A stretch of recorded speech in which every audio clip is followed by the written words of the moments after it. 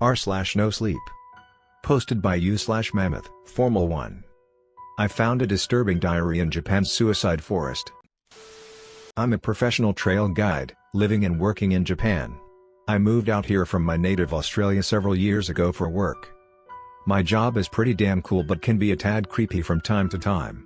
One forest I work in is a hot spot for suicides. Sometimes the Japanese authorities hire me to help them find bodies of people that have wandered too far from the path. Generally, these people never wanted to be found if they ventured too far, though. Because of this, the locals say demons lurk within the massive sea of trees. Lost souls who have been tricked and are now unable to escape the endless maze. I believed none of the tall tales that locals make up about it until yesterday, when I found a strange, tiny diary in a plastic bag washed up along a stream. The contents are extremely disturbing and are making me question my ongoing employment. I need to share this in order to preserve my own sanity. The entry reads as follows.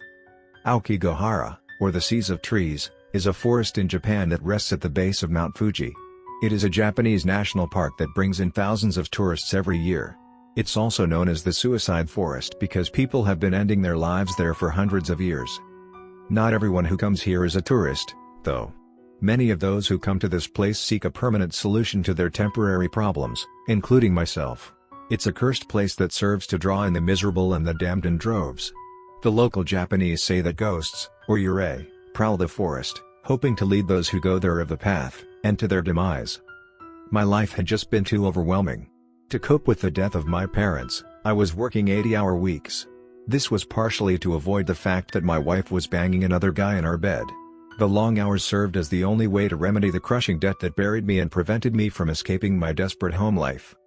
There really was no way out for me. I had no friends, nowhere to go. I could either be at home listening to my wife get pounded or I could deal with the purgatory of paperwork at my job. Unfortunately, it was a simple choice. One morning I woke up after a night of sleeping in my cold garage and decided that I had had enough. I was going to do the world a favor and off myself. However, I was afraid. I have always been a coward.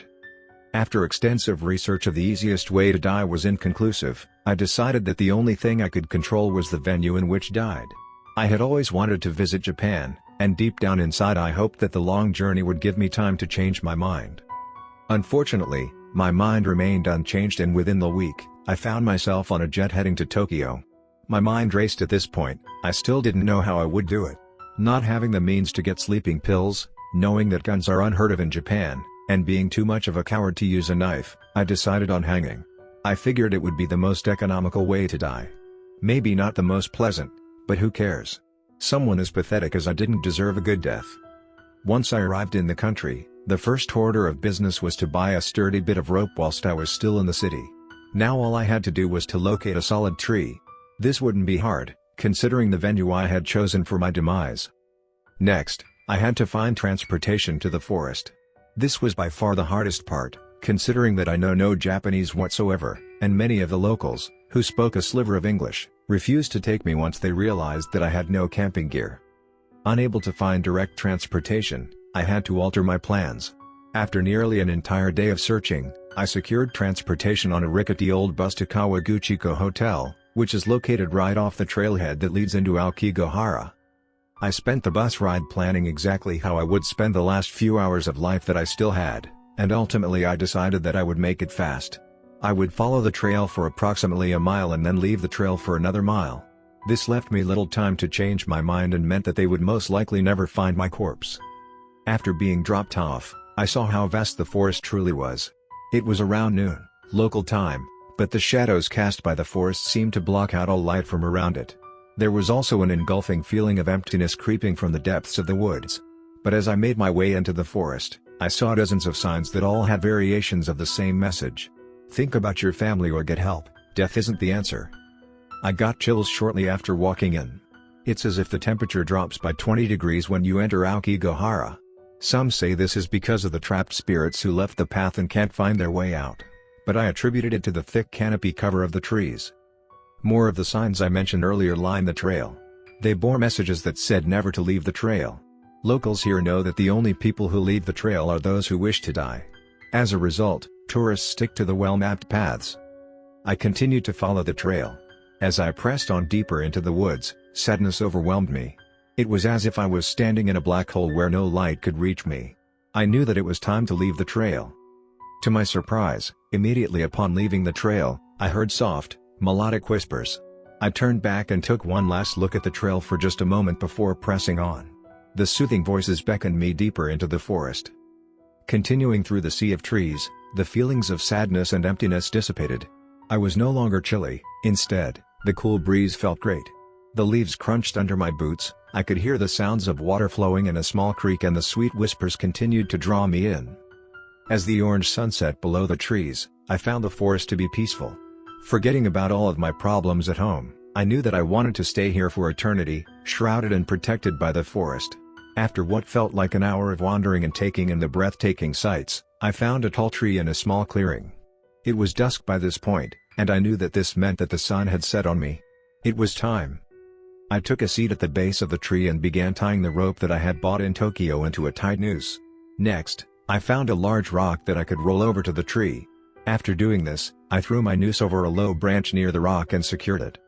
Stepping up onto the rock and placing my head through the noose like a necklace was the surest thing I had ever done. It erased all of my doubts and every mortal fear of death that I had. I knew that I was safe here. Finally, I stepped down. There was no peaceful landing like I had anticipated. Instead, the world went dark, and the forest turned cold once again. Hundreds of once sweet voices began screaming simultaneously, wailing in despair. They told me I was a failure, that I deserved my fate, and how I would never find my way out of this place. They tricked me. I fought with all of my strength against the rope tied around my neck. As I thrashed and twisted violently, I saw a pale, thin woman with black hair in a white kimono sauntering towards me. My vision faded in and out, and I knew that I was dying. Each time this happened, she got closer, until finally, she placed her icy hands around my neck as she let out a haunting wail. I pulled at the noose and desperately tried to alleviate pressure on my neck, but it was no use.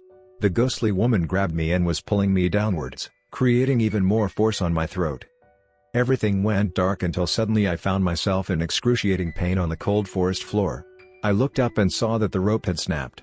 The woman in white was no longer there, but I was alone in the forest. It was frigid and dark as I made my way to my feet and scrambled to find the trail. I searched and searched for hours to no avail. Afraid and alone in the forest, I gave up hope yet again. At one point I saw one of the telltale yellow signs and sprinted towards it, only to run full force into a hanged man as he dangled limply from the tree. The force of the impact caused the corpse to plummet from the tree and crash into the ground.